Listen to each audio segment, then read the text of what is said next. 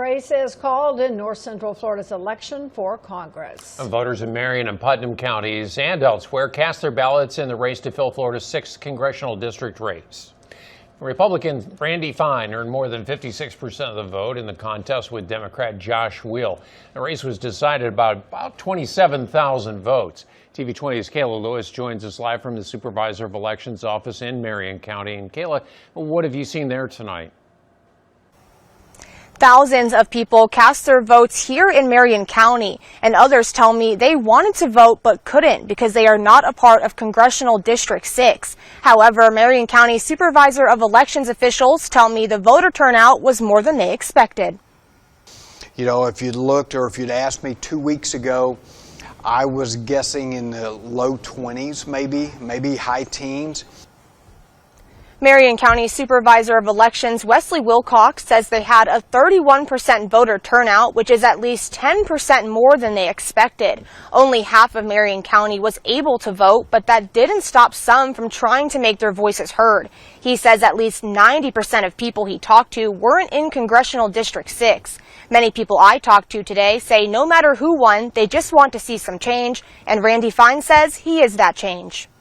But now it's incumbent upon me over the next 2 years to show you that I am worthy of that trust. And I recognize that there is a lot to do. There's a lot of people to meet. There's a lot of meetings to go to. There's a lot of work to be done. And I assure you, anyone that I have served, I've been in the legislature for the last 8.5 years, they will tell you no one works harder. After being declared the winner, Fine addressed people in Volusia County. You have entrusted me with something extraordinary, the opportunity to go and fight for you. And I will do that. I'm not going to let you down. I'm not going to let my family down. I'm not going to let my boys down. And I'm definitely not going to let my mom down. This seat was left open by former Congressman Mike Waltz. He is now serving as President Donald Trump's national security advisor. After the Associated Press declared Fine the winner, on X, President Donald Trump said, quote, "Randy Fine wins." Fine replied to Trump saying, "Because of you, Mr. President, I won't let you down." Fine received more than 60% of the votes in both Marion and Putnam counties. Live in Ocala, Kayla Lewis, TV 20 News. TV 20's Robert Bradfield joins us now with a closer look at what this means for North Central Florida and the House majority that grew by 2 seats. We are being joined now by political science professor David Price at Santa Fe College. So I first want to ask, what are your main takeaways from election night? This seemed to be kind of what most people were expecting, that especially Petronas would win pretty handily. He did. People were also expecting Fine to win. They did expect it to be a closer race than, say, the district had been for Trump or when Waltz had sought re-election, and it was. And if there's more motivation on one side, as there was clearly on the Democratic side, that can somewhat skew the results, although not enough to change the ultimate outcome. Commissioner of Education is taking aim at last night's Alachua County School Board meeting. He wrote a letter to Chair Sarah Rockwell saying she stood by while a parent was escorted out of the meeting. TV 20's Kayla Lewis tells us about that moment we caught on camera. Anastasios Kamoutsis says a parent's First Amendment right was violated as police escorted him from the meeting after his comment created an uproar. However, I caught this moment on camera, and he eventually was told he did not have to leave, but instead he chose to leave. Okay, let him stay. You know what you said, and you should step down. You're a disgusting, vile human being. This man's comment is the one in question in Kamoutsis' letter, which led to this moment.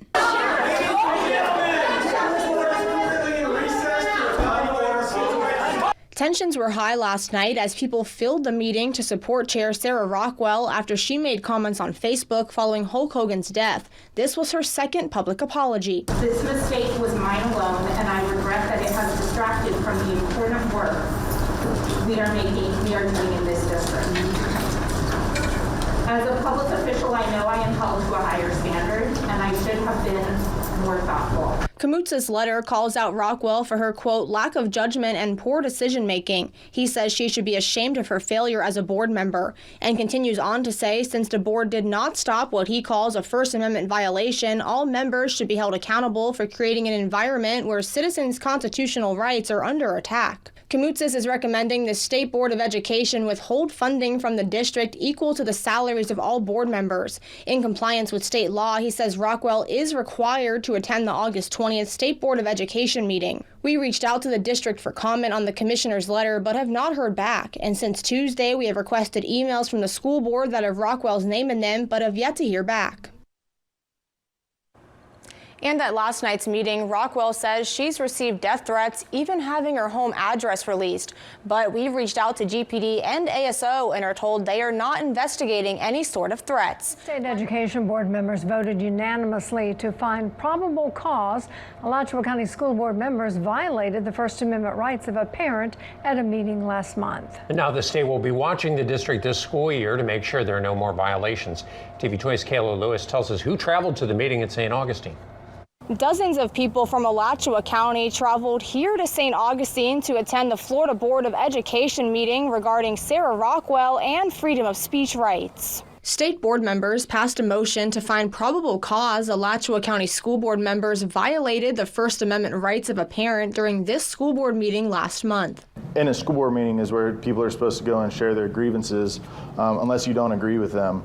As soon as I did, people were shouting. Last month, Jeremy Klepper was given his full time at the school board meeting to speak and was told to leave by Tina Certain until their attorney said he did not have to. He received a minute to speak at the state meeting, which opened by showing 3 videos, including the outburst at last month's meeting, a man reading a banned book, and another being removed during a meeting years ago. Education Commissioner Anastasios Kamutsis says these videos show a pattern of behavior by the Alachua County School Board. I'm a duly elected representative in my county. I won my election by an overwhelming majority. There will be another election in November, and the voters can decide then. Many residents traveled to voice their support for Chair Sarah Rockwell and the board. I actually noticed Mr. Klepper very early because of his outbursts and kept an eye on him. And my feeling was that if we had not gone through a scanner for weapons, I would have sat there very, very in fear because of his demeanor, because of his behavior. But others, like Newberry Mayor and Republican Tim Martin, wish a harsher decision was made. I don't think that it goes far enough. I think the school board has demonstrated a pattern of behavior here that needs to be taken account, and that could be something that they do in the future, but for right now, I have to be happy with at least the fact that it's moving forward. The board will need to update their public comment policies immediately and provide training to every board member while being monitored throughout the school year. If there is another violation, the district will automatically be sanctioned. This includes a report to the state legislature and withholding funding from the school district equal to the school board members' salaries. In St. Augustine, Kayla Lewis, TV 20 News. Sarah Rockwell faced questions over her comment on social media appearing to celebrate Hulk Hogan's death. If you were in the seat of the parent, knowing that the post was made that expressed the wish for people of certain beliefs to be removed or not exist, and then to have an audience allowed to disrupt the speaker, but that was accepted, and then he was punished or attempted to be removed because he dared to speak out of what was considered out of turn when he had just went through that. Would you feel that your child could get an equal shake under your leadership? Nothing I say here is going to change your opinion about what my comment was, but I never, ever wished anyone dead. Never. My comment did not say that. I never said it. And the fact, like, your opinion is of my comment, and I know nothing I say will change your opinion, but the fact is that comment was made on my personal page. In a developing story we are watching today, a social media post by an Alachua County School Board member is drawing new criticism from the state. Florida education officials say it's another example of misconduct from the district's leadership. TV20's Misty Webb tells us now what comes next.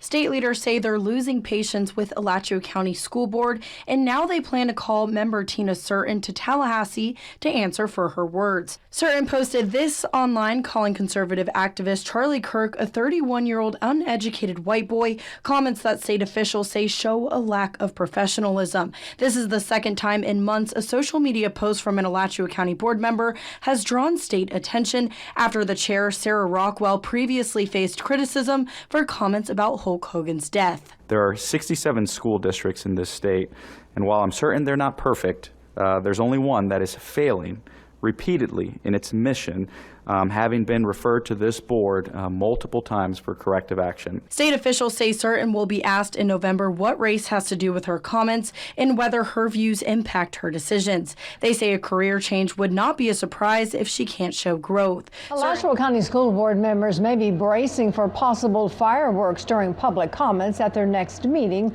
on Wednesday. School Board member Tina Certain came under fire today when she appeared before the State Board of Education. TV20's Kayla Lewis shows us how Certain defended her Facebook post calling conservative activist Charlie Kirk an uneducated white boy. Tina Certain says just because she's elected doesn't mean she can't speak, and she wanted to address state education board members to defend her personal character. My personal Facebook comment, while frank and imperfectly worded, was constitutionally protected speech. It expressed a viewpoint on the rhetoric of Charlie Kirk, a public figure whose statement and influence were widely debated. Certain's Facebook comment in September referred to conservative activist Charlie Kirk as a, quote, 31-year-old uneducated white boy who's been glorified. The uneducated white boy was rhetoric. It was a rhetorical use of race, reflecting the same racial framing that Charlie Kirk himself frequently used in public comments. He openly questioned the intelligence and qualifications of black pilots, black women, and other educated black professionals. Your leadership continues to be a failure. You continue to not understand the point that this state board is trying to communicate to you. You are an example for these children. You are an elected member of a school board setting policy that impacts their daily lives. Certain wore a shirt to the meeting that said slavery did not benefit black people. This references a controversy from 2023 when the state board released social studies standards saying slaves benefited from the skills they developed. State Education Commissioner Anastasios Kamoutsis says reports of discrimination continue to come in about the district failing its most vulnerable students. Charlie Kirk's comments were racist. Tina Certain isn't a racist. We've learned the district is paying for Certain's lawyer, but we have not been told how much this costs. We also asked school district officials about the complaints Kamoutsis says they've received about Alachua County, but school district officials referred us to the Department of Education, and we have not yet heard back. An emotional day in Columbia County Court for a Central Florida congressman and a beauty pageant contestant. Lindsay Langston, the reigning Miss United States, says she's terrified of Representative Corey Mills, but he continues to deny her claims of revenge porn. TV20's Misty Webb joins us live in the studio to tell us why Langston says this is her cry for help. This case isn't just about two people whose relationship ended badly. Both parties say it's about power, reputation, and safety. Inside the Columbia County courtroom, Miss United States Lindsay Langston told the judge she's living in fear of a sitting member of Congress. Lindsay Langston sobbed as she described feeling trapped, saying she sent explicit photos and videos during her 3-year relationship with Congressman Corey Mills, but never imagined they could be used against her. I'm up against this person who is intimidating, and I don't know what to do. I don't want to make a big deal about it. Yeah, my reputation is important to me, but I don't care because I'm scared. I don't know what to do. I thought I could handle this, and I can't. I can't handle it by myself. Please help me.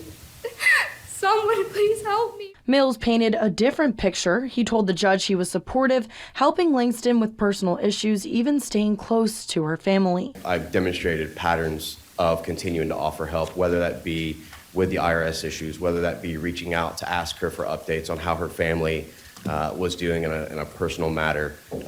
This is a family that I grew to love and I still love. Her father became a close friend of mine. Testimony ranged from discussions about private images to alleged threats, Instagram DMs, and even Mills' mental state. Langston says she begged him to let her go while Mills insisted he never tried to hurt her or her reputation. The hearing ended without a ruling because Langston's attorney Bobby Frank and Mills' attorney John Terhune didn't wrap up in the allotted time. With more testimony and closing arguments still to come, the future of this case remains uncertain. A legal battle between a beauty queen and a Florida congressman is coming to an end in Columbia County. Miss United States Lindsay Langston is seeking an injunction against Representative Corey Mills, claiming he threatened her and refused to leave her alone after their relationship ended. TV20's Misty Webb tells us what both sides revealed during an emotional hearing. Injunction against Corey Mills against cyber stalking Lindsay Langston. Thank you, Councilman. Miss United States Lindsay Langston is accusing Congressman Corey Mills of stalking and threatening her after their relationship ended. Mills testified saying he only wanted to work through their relationship. Kind of communicating, so what do we want? What are we going to do? Or the offering to come here to walk around the lake. So this to me was one full conversation on whether or not we're unwinding or trying to reconcile this relationship. Mills also addressed a photo he sent to Langston that she perceived as threatening. When I was sharing these kind of intimate feelings of sadness with Ms. Langston, never would I have thought that they're going to be utilized against me. And I think we all see points of depression or sadness. Langston testified that Mills' behavior left her scared to be in public. As Miss United States, I'm expected to be posting on social media, and as a state committee woman for the Republican Party of Florida, I'm expected to promote and highlight events and share things on social media, and I was scared. I still am scared to post where I'm at when I'm there. She said the situation became too much to handle. I didn't want pity from people. I just wanted it to resolve, and it got to a point where I couldn't handle it anymore, and I had to put that pride aside. I had to put that public image aside and say, I need help. Her attorney argued there was no legitimate purpose for the contact. Tell somebody, strap up, cowboy. Hey, by the way, it's a small world. P.S. My cousin Glenn's in Lake City, too. There's no legitimate purpose for this. This is not the type of speech that you engage in when any reasonable person is trying to reconcile or even unwind a relationship. But Mills' attorney countered that the case is based on emotion, not evidence. The only testimony we have is her basically crying and saying that she got some medication for this depression. The judge did not issue a ruling. Both sides have until October 2nd to file final written arguments before a decision is made on the injunction. The judge will review those final filings before deciding whether to grant the injunction. Miss United States Lindsay Langston and her attorney are relieved following a Columbia County judge's decision to grant a dating violence injunction against U.S. Representative Corey Mills. The 14-page ruling bars the congressman from contacting Langston or referencing her on social media through January. TV20's Misty Webb tells us what Langston hopes happens next. I do feel that justice was served. A Columbia County judge ruled in favor of Lindsay Langston, granting her an injunction for protection against U.S. Representative Corey Mills. The 14-page order outlined multiple findings that supported her claims of harassment and intimidation and noted instances where the judge found Mills to be untruthful. Appreciative that the judge took the amount of time that he did to apply the facts to the law. He clearly took this case very seriously. The findings of fact definitely underscore the fact that he paid attention and he got it from start to finish. Langston says when she received the news, it was a moment of peace after months of fear and uncertainty. I can't even describe the relief that I felt once I got the phone call. Her attorney, Bobby Frank, says it took courage for Langston to come forward. She found the courage, the strength, the perseverance to hold Corey Mills responsible, primarily because of her fear. That is amazing, astonishing. It's to be commended. Frank feels this case is far from over. There's certainly the evidence there to pursue criminal charges. I would suspect that this isn't the last time you're going to hear about this. And Langston hopes her story encourages others to come forward. Have faith in the justice system because it is there to protect you. There are laws in place to protect you. Know your rights. Tonight, Mayor Harvey Ward and Gainesville Regional Utilities CEO Ed Bilarski faced off at a town hall to answer questions from residents regarding who should have control of the utility, the city or the governor-appointed board. TV20's Kayla Lewis joins us live in the studio. And Kayla, what did each of them have to say about the state's involvement? Mayor Harvey Ward says residents should have control over who's running the utility, and that means electing them. Ed Bilarski says the people who have already been appointed to the authority board are locals. There are 5 seats on board, 5. In less than 25 months, there have been 11 appointments to the board. That is how, and this is not a knock on any individual, it's a knock on the process. I don't know the governor. Never talked to the governor. There's very little state involvement. The only thing that I've gotten involved in is whoever they've appointed to the board. The state's involvement in the GRU Authority Board was just one topic discussed in front of a packed town hall inside the D.R. Williams Fellowship Hall. Residents asked questions of Ward and Bilarski about the ongoing battle of who should control the utility. Last year, residents voted to return control to the city, but the authority filed a lawsuit to stop the city charter from being amended, and a judge ruled the language on the ballot was unclear, nullifying the vote. Ward mentioned while much of the focus is on electric rates, other GRU services should be examined too, while Bilarski says they can only lower rates to an extent. Your water bill just went up. We talk a lot about electricity. That's pretty much all we talk about in these discussions. I think a lot more about water. We ought to keep the general fund transfer low. We ought to continue paying down that debt and keep rates competitive. Even if the vote is the same as last year, the authority can file a lawsuit and bring this right back to where it all started, court. Gainesville city leaders are responding to a legal challenge over the referendum to restore GRU to city control. The referendum would undo the effects of a 2023 state law that put the utility under the oversight of a governor-appointed board. TV20's Misty Webb tells us how yesterday's special election isn't the end of the fight. I think the people have spoken very loudly. The higher court has taken the appropriate steps at this point to make sure that justice is served. The First District Court of Appeal ordered the city to justify why it should be allowed to dissolve the GRU Authority Board, and the city submitted that response. The dispute comes one day after voters overwhelmingly approved a charter amendment returning GRU to city commission control. The referendum passed with more than 75% of the vote, the third time in recent years residents have backed city control of the utility. I appreciate the vote of confidence in the Gainesville City Commission and in our form of government. It's a vote of confidence in local control for local issues, for the concept of home rule in Florida, and I support all those things. I look forward to accountability at the polls. Not everybody does. The governor-appointed GRU authority filed an emergency petition asking the court to block the dissolution, arguing the city was moving too fast and undermining an ongoing lawsuit. But the city's 17-page response says the authority has no legal grounds to stop a valid election and that it waited months to take action. But GRU CEO Ed Bilarski says the issue is bigger than just election results, pointing again to the ongoing lawsuit. The whole thing was that it was just so needless to have these elections because we were on another path. The city's wasted $500,000 on elections. As much as I appreciate the concept about the will of the people, it's all under the rule of law. Gainesville and Broward tends to be a pretty sustainable blue, and so I guess they're an easy target for red meat. That's North Central Florida State Representative Yvonne Henson reacting to Governor DeSantis and newly appointed CFO Blaise Ngolia of launching a DOJ investigation in Gainesville and Broward County. And we have more local reaction from Mayor Harvey Ward and the head of the Republican Party, Tim Martin. But first, TV20's Capitol Bureau reporter breaks down why the state is targeting these municipalities. Gainesville and Broward County were put on notice just hours after Chief Financial Officer Blaise Ngolia took office, and now he says that this is part of the state's effort to cut government spending across the board, leading to potential lower property taxes.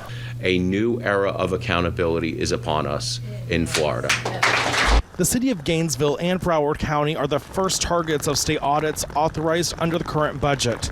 The goal, track how local governments are spending your tax dollars. The Doge teams will show up to these areas, review data systems, review the physical premises, review the personnel records of county and cities, specifically ones that have kind of come under the microscope. So this is much different than me just sending a letter saying, hey, you know, what did you spend that on? The governor, along with CFO Angolia and the Florida Doge director, sent letters to both governments late Monday announcing the investigation. DeSantis argues the audits are key to future property tax relief. If you want to do property tax relief, part of what you have to do is identify the way that the areas that impose those taxes to begin with, those areas of government, how are they spending the money? Broward County Commissioner Steve Geller says while the budget has increased, so have costs. You have to increase your spending by approximately property tax by approximate inflation and population growth, and that's what they have. Angolia says this effort's meant to benefit homeowners. We've seen property values go up over the past couple of years, right? Who should benefit from the rise in property values? You guys should, not government. The governor says state Doge auditors will be visiting city halls across the state in the coming weeks. In Gainesville, Cody Butler, TV 20 News. And Governor DeSantis and the state's new chief financial officer say Gainesville's spending needs a closer look, and they're launching a full audit of city operations. The announcement is already drawing strong reactions here at home, with City Hall defending its policies. Local Republicans saying it's about time. TV 20's Misty Webb joins us now live from Gainesville City Hall. And Misty, what are leaders there saying about the state's plans? The state's audit of Gainesville is sparking strong local reaction, with city officials defending their spending and local Republicans calling for more transparency. State officials say they plan to review city finances, including access to property, systems, and staff, to investigate what it calls irresponsible spending. But Gainesville Mayor Harvey Ward says City Hall is standing firm in its approach. He says the city's priorities reflect the community's priorities, and leaders are ready to answer any questions. Gainesville's an open book. We were when the legislature asked us questions a few years ago, and we will always be an open book. We are proud of the work that we do here in Gainesville. The truth is, our tax burden is right there in the middle of the pack for cities our size. But local Republican Party leaders argue that the state audit is long overdue. They say Gainesville financial history warrants a deeper look, and that city leaders should welcome the oversight. And I don't think that the citizens necessarily have the authority to really kind of do this, so it's going to take somebody at the state level to really get in here and see exactly what's going on and actually have the authority to do something about it. You know, the voters only have so much power at the ballot box. The state's audit team plans to begin its review on July 31st. City officials say they will cooperate but defend its record. Reporting live in Gainesville, Misty Webb, TV 20 News. Florida's Chief Financial Officer Blaise Ngoglia announced some of the results of Alachua County's Doge audit. He's in town for the annual GOP fundraiser in Alachua, which kicks off in about 30 minutes. TV 20's Kayla Lewis joins us live in Alachua. Kayla, how much did Ngoglia say the county's general fund budget has increased? Angolia says Alachua County's general fund budget has increased a little more than $140 million over the past 5 years. He also says that government spending has ballooned over that same time, and claims Alachua County leaders have overspent nearly $85 million. He also questions why the county is still spending money given to them during COVID. Governments are supposed to adjust their spending for both inflation and population growth, but with only an increase of nearly 16,000 people over 5 years, Angolia says, quote, the math is not mathing. They have more than enough money to fund essential services, deliver on their promises, and cut their budgets at the same time. The sad reality is that they just don't want to. Angolia is calling the county spending excessive and wasteful. The results for the city of Gainesville's audit should be released in several weeks, and he will come back to announce them.